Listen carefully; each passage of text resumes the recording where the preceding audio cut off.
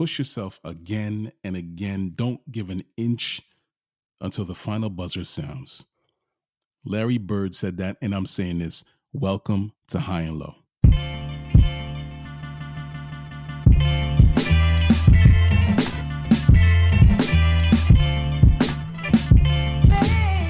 Good day and good night. Welcome to the High and Low Basketball Show. This is episode number 100 and nothing, aka episode number 158. 58 is a jersey number that has never been worn by an NBA player, which is why I say number 100 and nothing. Jersey numbers have long been an integral part of basketball culture, serving as identifiers and sources of pride for players and fans. You know, you got the legendary 23 donned by Michael Jordan and the iconic 24 worn by Kobe Bryant, 8 as well. I mean, the Lakers retired both numbers. I think that's the only time that's ever happened.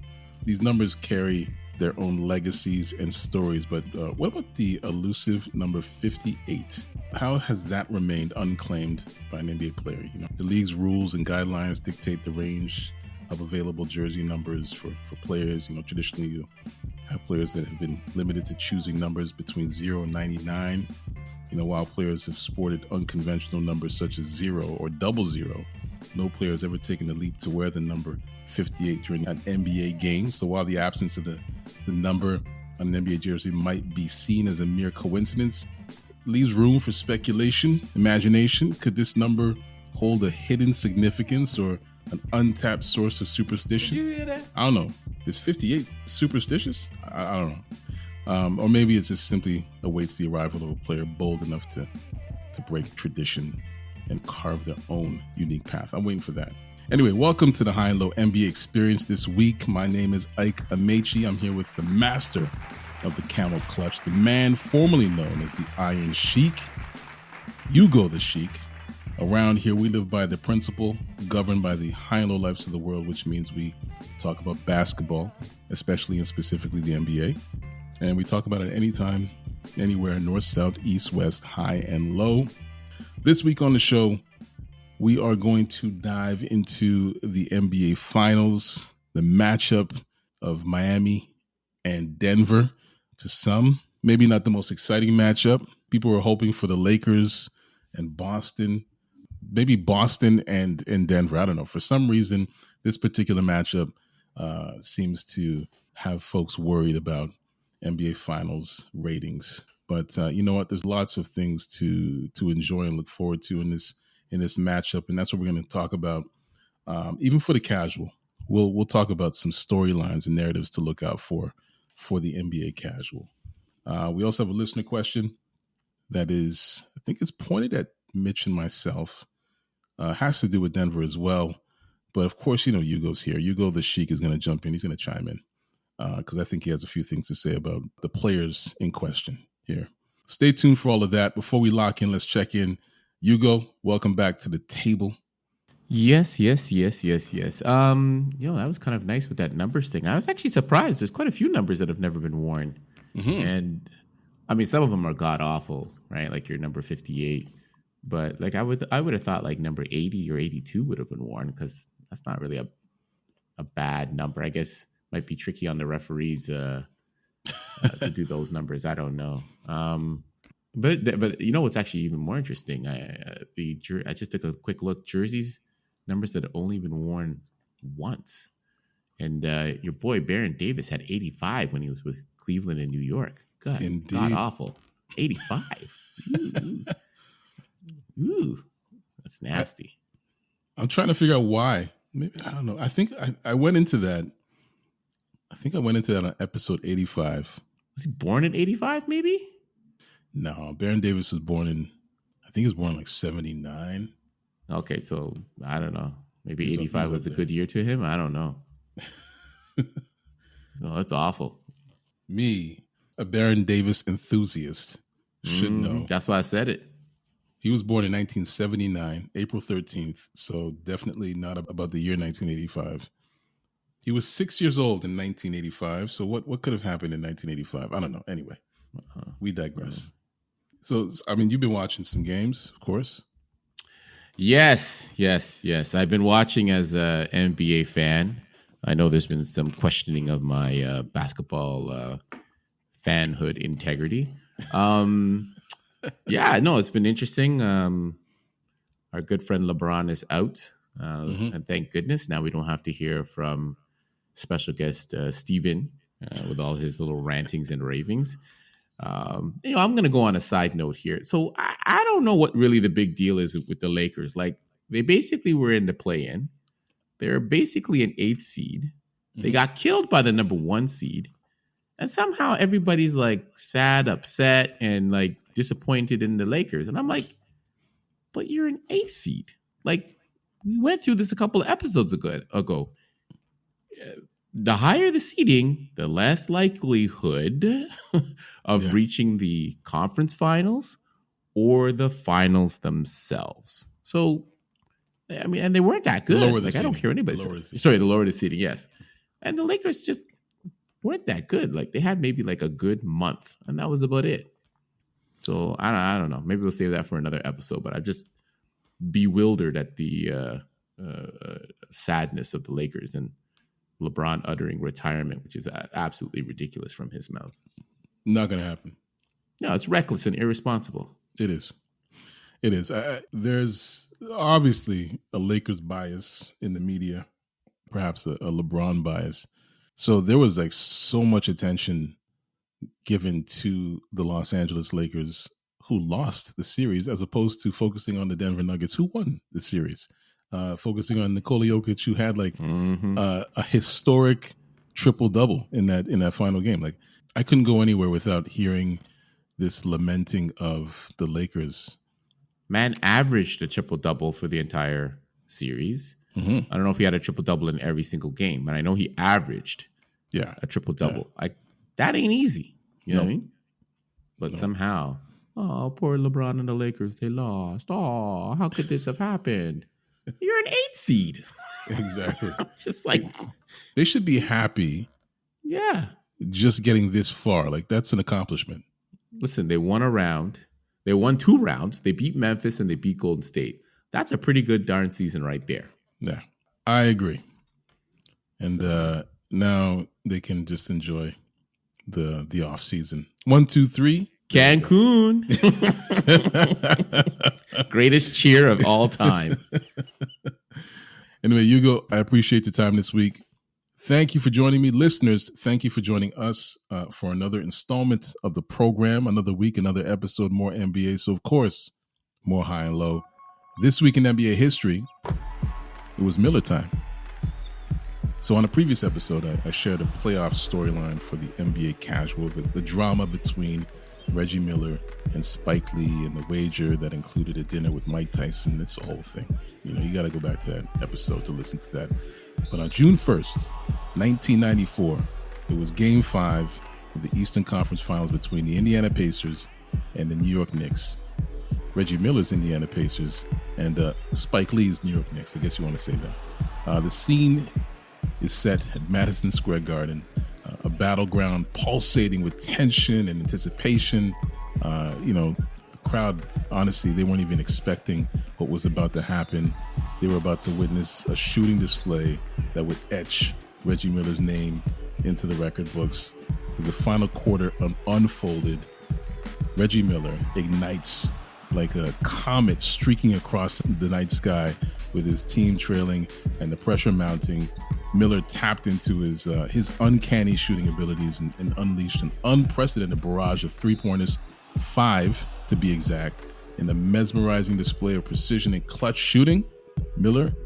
Reggie Miller, single-handedly dismantled the hopes of the Knicks and swung the momentum in favor of the Pacers. Miller's shooting display was nothing short of extraordinary as he connected on all 5 of his attempts from beyond the arc during that fateful fourth quarter. His long-range marksmanship propelled him to a game-high of 39 points, which left the Knicks and their fans, and especially Spike Lee, in awe of his talents, his abilities. This performance that really solidified Miller's reputation as one of the greatest clutch performers in NBA history. But as time marched on, Miller's record of 5 3-pointers in a singular quarter of a playoff game was eventually matched because, 3-pointers are just like free throws. Everyone takes them and everyone hits them. Well, at least it seems like it. 5 players inspired by Miller's brilliance. We'll just say that. They're inspired by Reggie Miller's brilliance, rose to the challenge and etched their names alongside his in the record books. However, it's Miller's original feat that remains etched in the memories of basketball enthusiasts around the world. It's legendary. We all remember it. It's a story that we just can't forget, just because I think of the Spike Lee element and the fact that the Knicks and the Pacers were just embroiled in this really heavy rivalry at the time.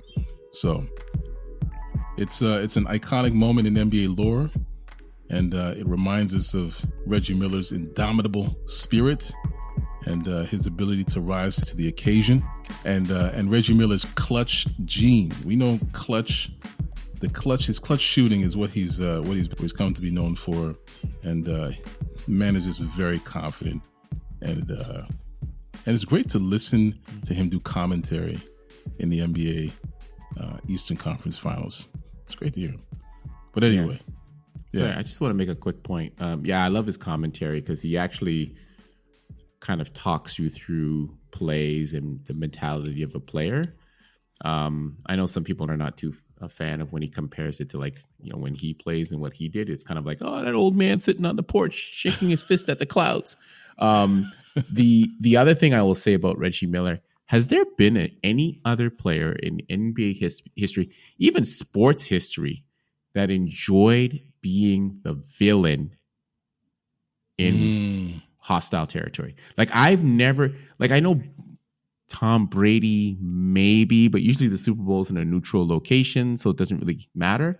But this guy, like, he didn't care. Like, when he played against Chicago that one series, like, he did not care. He wanted people to boo him. You know what I mean? And it's like, I've seen guys turtle. I've seen guys have, like, nervous breakdowns. I've seen guys, Boston quit the other day. You know what I mean? But this guy just don't care. Keep booing. Keep booing. Keep booing. You know what I mean? He lived for those moments. Oh yeah, like, it's for those moments. Unbelievable. Yeah. That's why we say, like, his ability to rise to the occasion, and it's part of the reason why there are 5 other players that hold that record, but it's Reggie Miller that we remember, just because what? Alexa hurt you. It's Siri. Yeah, Siri's like, what are you talking about? Classic. Don't worry about it, Siri. We'll tell you later. Okay. You know what? That's Siri moving us along. Anyway, that's a little something for the NBA history nerds. Things are certainly happening in the NBA today, so let's talk about it. Let's talk about something important. I have a question from Sholay. I hope I'm saying that.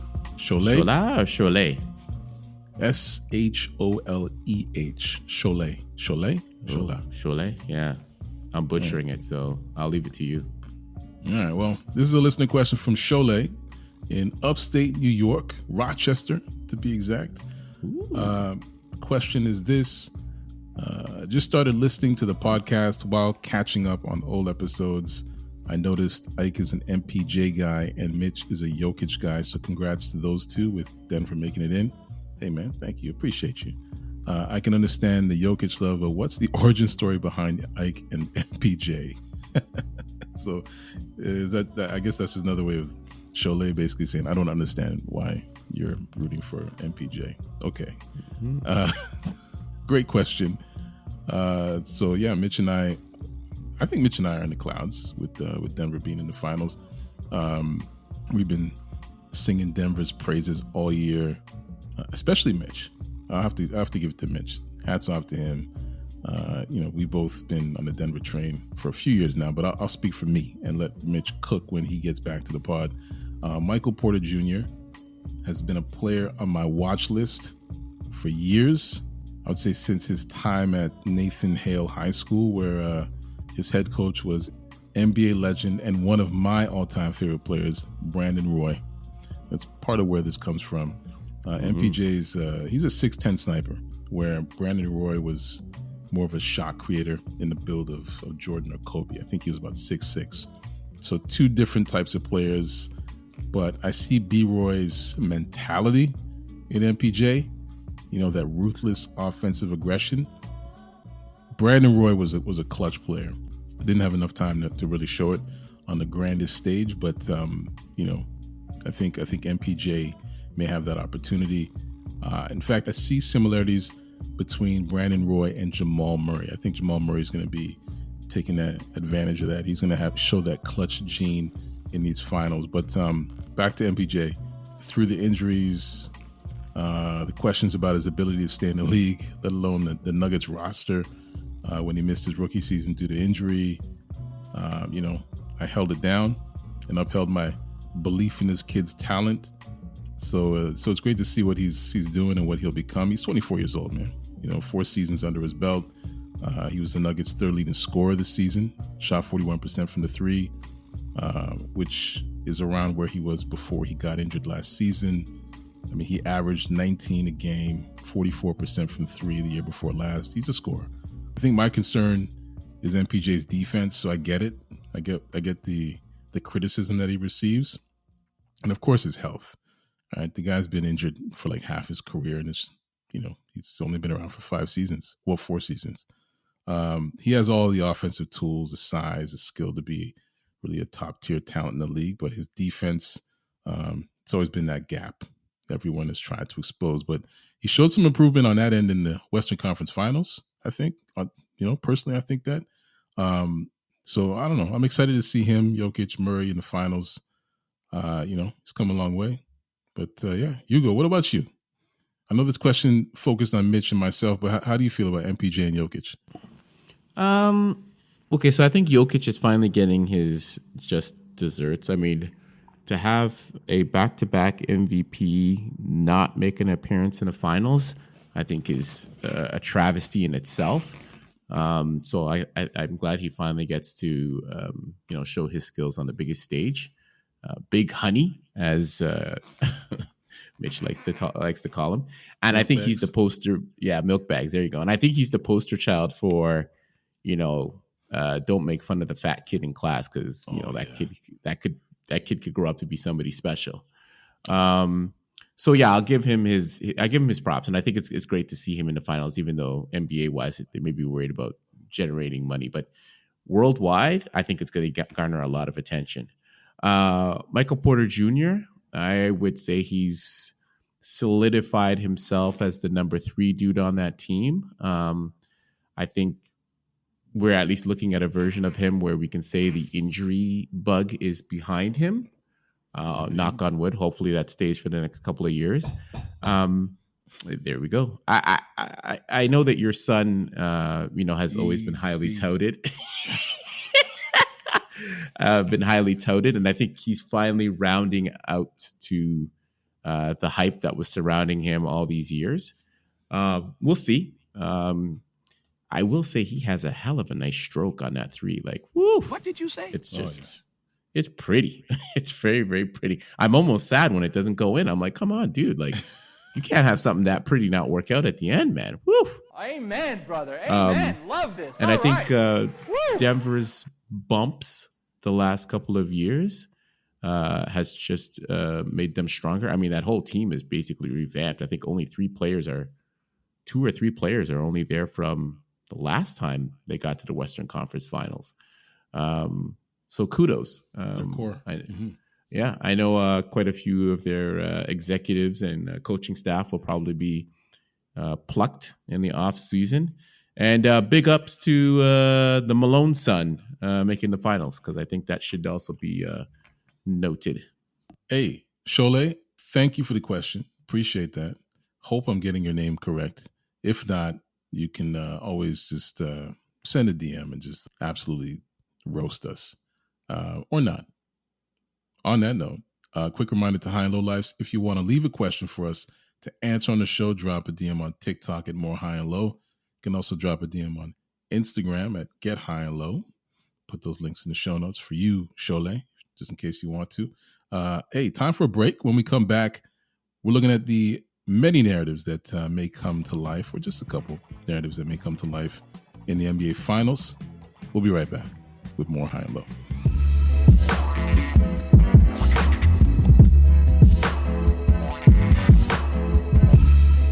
This moment is brought to you by Derrick White Buzzer Beaters and me, Amaechi. Usually, I would have a listener top 5 in this spot, but this week, I'm just going to fill in this time with a quick disclaimer, just a very fast one for the next segment. At the time of this recording, we were pretty confident knowing that Miami was going to finish off the series. They're going to beat Boston in 6. They're going to advance to the finals and meet Denver. I know, I was speechless. But Derrick White, he had other plans, and he pushed it to Game 7. So this episode will drop before Game 7. So, of course, we won't know who will be in the finals. You will. You will know, but we won't. You're going to have to consider this segment a theoretical conversation between Hugo and myself. Regardless, you'll enjoy it. Anyway, we'll revisit the finals talk next week. So just enjoy this one. It's a great conversation. You don't want to miss it. Thank you for listening. Now let's get back to the episode.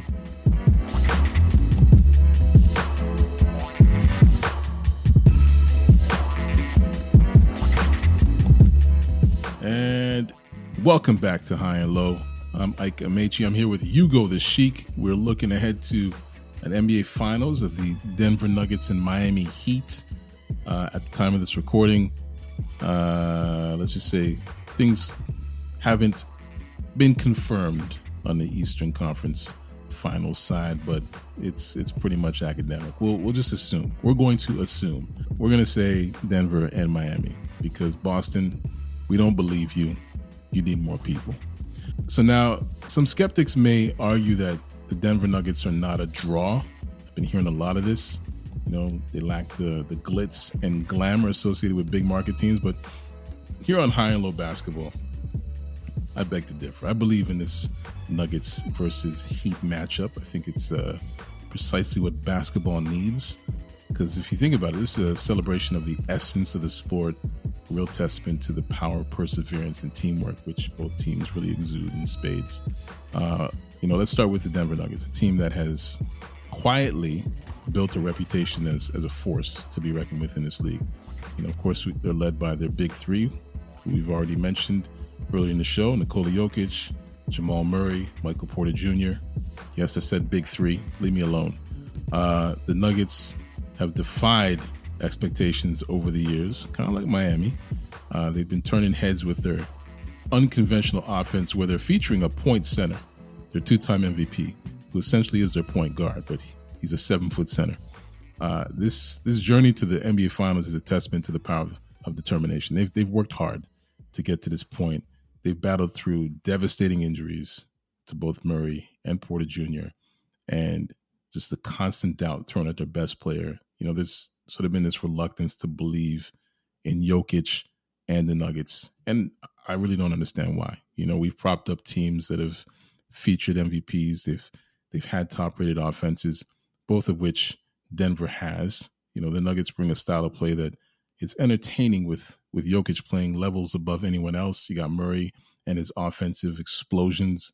You got MPJ and Contavious Caldwell-Pope sniping from the outside. Bruce Brown bringing that dog. He's being that dog on both ends. They just have a high-octane offense, which is usually celebrated in the NBA.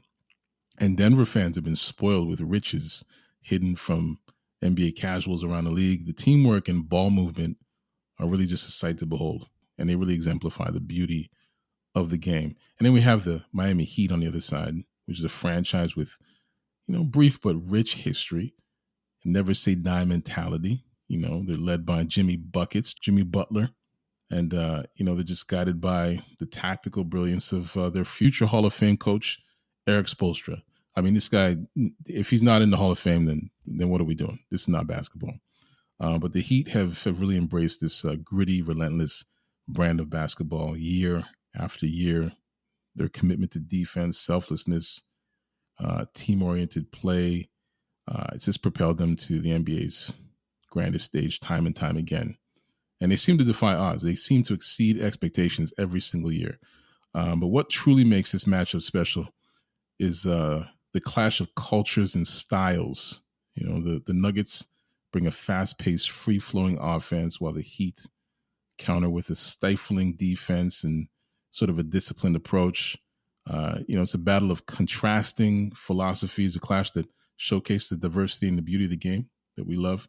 So the doubters are going to doubt. They're going to say what they will about the popularity of this matchup. If you're not the basketball purist that would enjoy this finals for the X's and O's, we're here to do a service, if you will, and share some storylines to explore in this matchup. So you go. So what Denver-Miami narrative or storyline do you want to share? So, there's going to be a lot here. Okay, we'll start with the easy ones. Jokic is truly the best player in the NBA and should be given kudos and props to being a top 5 NBA player. He seems to be the guy that's easily forgotten. Ask anybody on the street to name your top 5 players, and if it's not Mitch or Sadi, they're probably going to miss Jokic on that list, right? If it's Mark Jackson, he will definitely miss him on that list. Oh, definitely. Yeah, definitely miss him on the list, right? So I think that's sort of his validation, quote unquote. I don't think the back-to-back MVPs is enough for him. I think he needs to get a championship, and I think then people will respect him, much like Giannis. On the Miami side, can Jimmy be one of the few players in NBA history to literally carry a team to a championship? Right? Like, I put him in the same vein as Allen Iverson, who almost pulled it off. I know special guest Steven would like to say Kobe Bryant, but no, Kobe doesn't count. He had significant help, a lot more than Jimmy Buckets.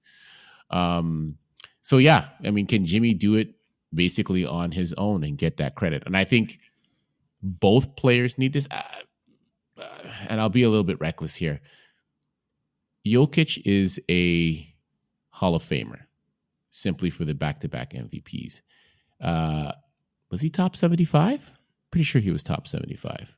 No. See that? No? Okay. See how am I forgetting the guy already? Right? He'll be top 100 if he wins this championship. Jimmy Butler, on the other hand, I think if he wins this championship, he'll make Hall of Fame. I don't think he'll make top 75 or 100 or whatever you want to call it, but I believe he'll make Hall of Fame based on this championship. Yeah, wow. That's my reckless, irresponsible takes.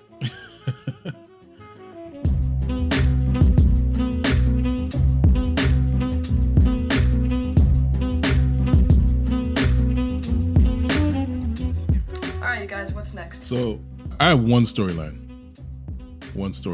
for people to check out for. Just keep your eyes out for this one. Back in November 2021, the Heat and the Nuggets, they matched up at Ball Arena. The Nuggets handled the Heat, and Jokic walked away with a triple-double. He also walked away from that game early after getting ejected for throwing an elbow to the back of Markieff Morris.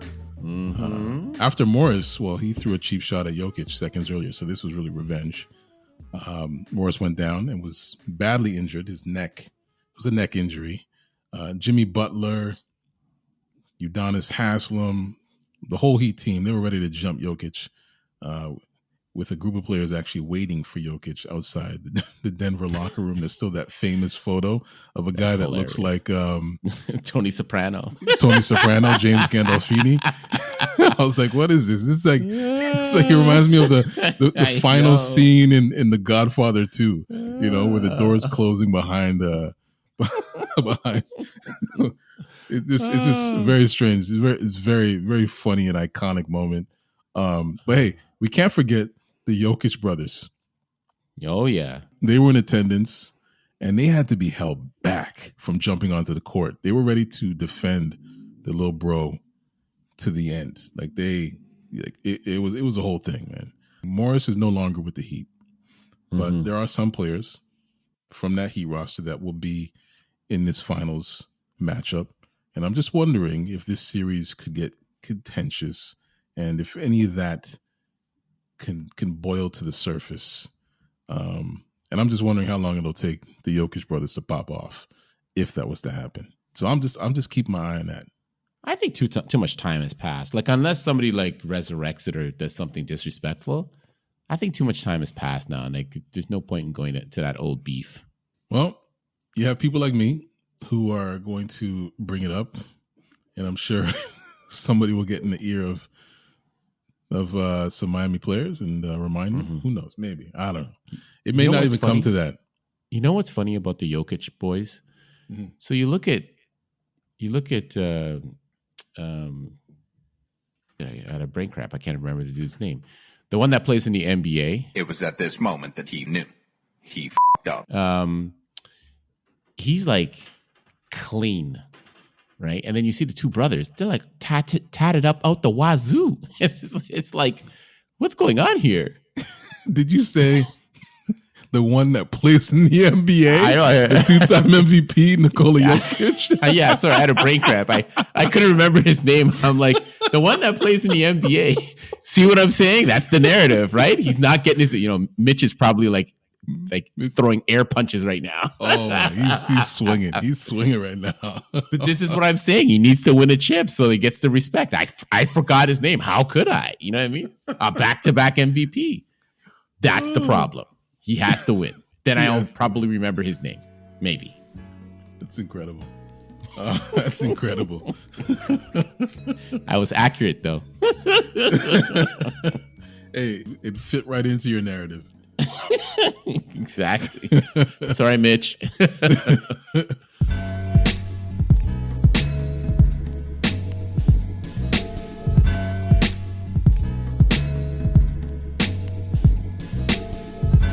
And I am back. And Hugo is back. This is the High and Low NBA show. Simply put, who do you have winning the finals, Hugo? Well, unfortunately for Miami, they are once again going to be a bridesmaid, but never the bride. I think that, or I believe that Denver causes way too many matchup problems for them, especially Jokic. But I will say the X factor will be a specific player on the Denver Nuggets with the last name Brown. That dude has been a defensive animal and been consistent with his scoring. I don't think he'll trash talk any of the Miami Heat players as much as he did D'Angelo Russell. That guy's gonna need therapy. He was just insulted by that guy. Yeah, Mr. Brown has definitely come to play these playoffs. I think he's an unsung hero in Denver, and I think depending on how well he plays, that will be the biggest X factor for the Denver Nuggets to win the championship. Okay. Yeah. Jokic will do his thing. Murray will do his thing. But Mr. Brown is the true MVP of that team. What did you say? I'll keep it short, simple, concise. If you look at the last 5 seasons, the matchup between the Nuggets and the Heat, the Nuggets are 9-1. They'll handle the Heat in 6. In my opinion, we'll see the birth of a new superpower in the NBA. As it did for the Warriors, this title gives, or it could give, the Nuggets a taste, an appetite for the championship. And I can see them coming back to the finals as long as they can manage the roster and maintain the chemistry. But a title win will really cement Jokic's legacy as one of the best. Definitely, it'll convince the Mark Jacksons of the world that he's a top 5 player easily, top 3, top 2. And remember it too. And people like you that will definitely remember his name. But and in the event, because we do have to mention that still waiting for confirmation between this Miami and Boston series. If it is Boston, I don't think it makes a difference, to be honest with you. I think, to me, it's still in 6. It's Denver in 6, regardless. But yeah, that's just me. Why the f*** I can't shoot 3-point shots? That brings us to the end of this episode of High and Low. So thank you, Hugo the Sheik. Subscribe to High and Low anywhere you find podcasts and make us a part of your weekly routine. If you want to leave a review and a rating, hey, I'm not going to stop you. In fact, I encourage you. You know where to find us. We're on Instagram, TikTok, Twitter, YouTube. Links to those are on the show notes. So where can listeners find you, Hugo? You can't find me anywhere until the NBA finals are done. But you can find me on some of the NBA casual sites following the drama. And I want somebody to DM me and let me know if Khloe Kardashian was at that Lakers game 4. I know one of the Mama Kardashian was there, but I don't know if I saw Khloe up in the stands there. Wow. Yeah. Once again, Music is by Live of the Enjoy Music Group. You can find Live on Twitter and on Instagram at LYVE. Additional music is by Sonny Rockwell of The Goodness. Can't find that guy anywhere. I've tried, I promise. Sound design is by Vonn+Abrahamm. This is a Vonn+Abrahamm podcast, just in case you didn't know. So on behalf of Hugo the Sheik, the master of the camel clutch, I'm Ike Amaechi. Thank you for listening to High and Low, and we'll talk to you next week.